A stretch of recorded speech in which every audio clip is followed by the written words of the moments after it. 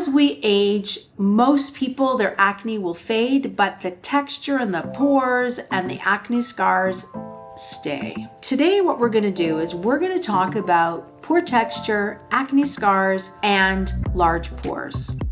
My name is Chantal Ward, and I'm a registered nurse. I'm here today to give you all the information you need so that you can make sound decisions for yourself in your anti-aging journey.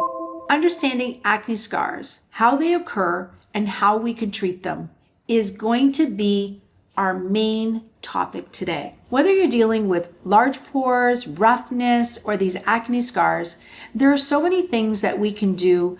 Both you can do at home or we can do in clinic to actually smooth out the skin. Acne scars are marks or indentations that are left on the skin after you've had a breakout. So there's a number of different scars that occur. The indentation that's left on the skin is really from the healing of that lesion over time. So different types of acne will cause different types of scars. Now, if you were a picker and you actually had an obsession with picking, then the scars can tend to be all different types. Tissue damage produces an overabundance of collagen as it goes through that healing process. It results in a depressed scar. It could be a raised scar. It could be textural issues. It could be pigmentation, brown pigment, red pigment. There's so much going on. And sometimes if someone has had those big cystic ones that are underneath the skin, very painful, those are the ones that tend to cause deeper scars, okay? Picking or popping, I know there's a doctor online who makes a lot of noise, and I'm guilty. I've watched her online. I'm not going to mention her name, but I'm obsessed with her. And can I actually mention her name? Yeah. Dr. Pimple Popper. She is the best. Anyways, not a good thing. That's why you need to trust your professional to help you manage your acne. So don't be getting your friends to get in there and start squeezing your pimples and getting video footage of it. Leave it to the professionals, okay? If you look at the screen, I'm going to show you a few different scars. We can have an ice pick scar that goes very deep, almost like if I had an ice pick and you see that depression where the injury of the tissue creates this ice pick impression on your skin. You can have a rolling wave scar. So that would be someone who's had more superficial acne, they've had more hormonal acne or just constant breakouts in the same area. I know a lot of athletes who wear, helmets. My son was a hockey player. He always had acne on his forehead and his chin. So these things happen, and there are ways of preventing it, and then there are ways of treating it. A hypertrophic scar or a keloid scar is when you have an overproduction of collagen. So it becomes raised, it becomes discolored. If it's a keloid, it can be dramatic because a true keloid will actually grow and it will expand or almost mushroom out to the point where it can take over an entire area of the body. You will know if you've got keloid scars because I'm sure your medical professional that you deal with or your dermatologist would have diagnosed that. All of these types of scars lead to poor texture because of the lack of collagen, all right? The disruption in the collagen during the active bacterial breakout creates an unevenness in the healing. So you get that roughness, you get the atrophic, you get the ice picks, you get all those types of scars over time. So if you have scar tissue, it's really difficult to regenerate them, but we can reduce or smooth out the skin dramatically with a whole bunch of combination therapies. Enlarged pores or post-inflammatory infections or pigmentation are common. So enlarged pores, there are things such as, devices that we can do in clinic. There's not much you could do at home other than using a retinol or something that's going to help with the cell turnover and keeping your clogged pores clean. You want to make sure that you have the healthiest skin possible to encourage better collagen formation. There are so many treatment options. Home treatments are the number one. What I find is when I'm doing a consultation with someone who has active acne or suffers from acne, they probably have purchased thousands of dollars of skincare. Every couple weeks, they're going to their favorite cosmetic store or pharmacy and buying a new topical cream or lotion or potion or whatever it is. It takes up to 30 to 45 days for your skin to get used to a new skincare regime. So changing it up every 2 weeks is not ideal because your skin needs time to get used to that product. Topical options such as retinols will be a friend. They boost cell turnover, especially if you've got large pores or poor texture. You'll just get that flaking of the skin or that cell turnover that helps boost the collagen and the elastin below the epidermis. Here I've got my favorite. It's a retinol. It's a 0.5. Then we've got our vitamin CE Ferulic, which actually will help boost collagen. It's an antioxidant. It's really going to help deal with that pigmentation.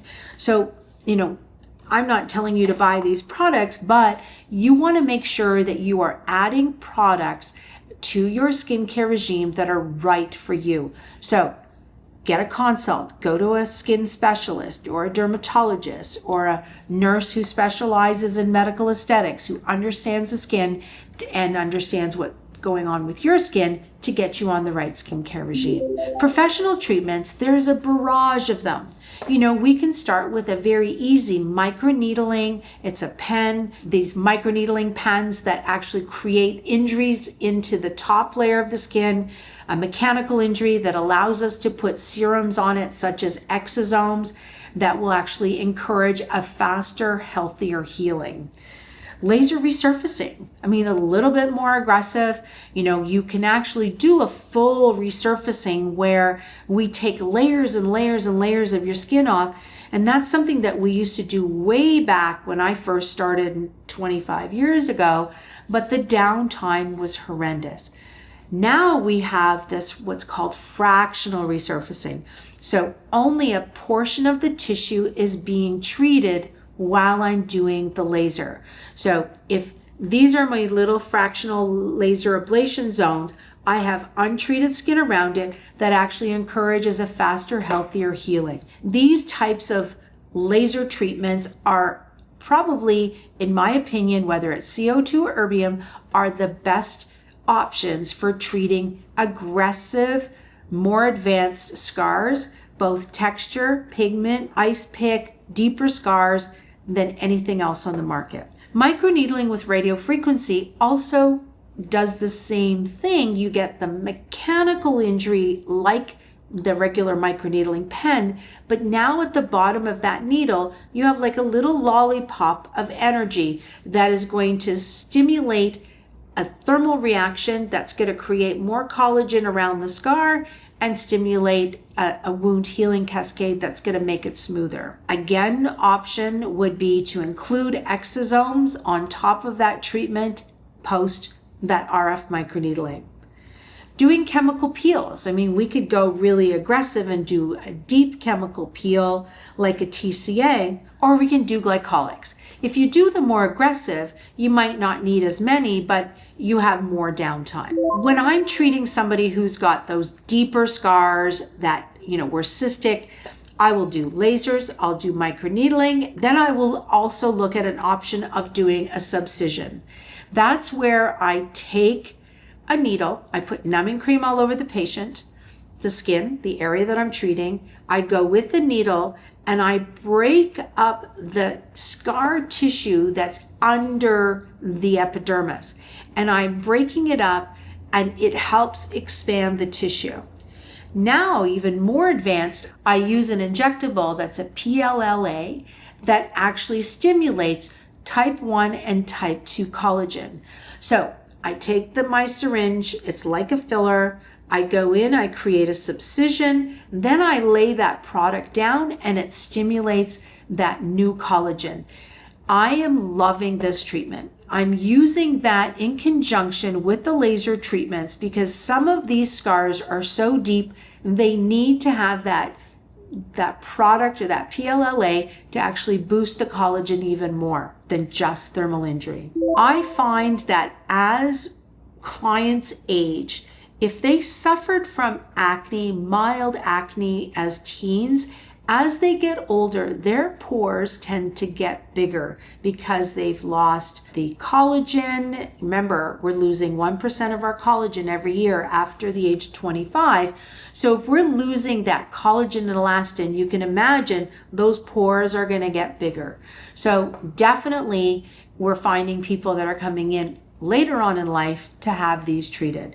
But if you have severe acne scars and you need a little bit more assistance in treatment, in clinic treatment, by all means, go for a consult. The key here is that there are multi-combination treatments that we can offer you in practice or in clinic.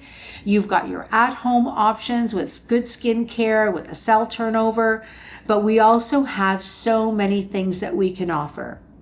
While acne scars and uneven texture can feel very frustrating and sometimes debilitating for some people, there's good news. We do have options. So you don't need to be, self-conscious. By all means, do your homework, have a consult, start your journey, get some treatments. You are going to see a change with your scars and your texture and your firmness. Everything can be customized. We can customize any treatment for you. In conclusion, I want to thank you so much for watching my video. If you have any questions or comments, please put them in the comment section below.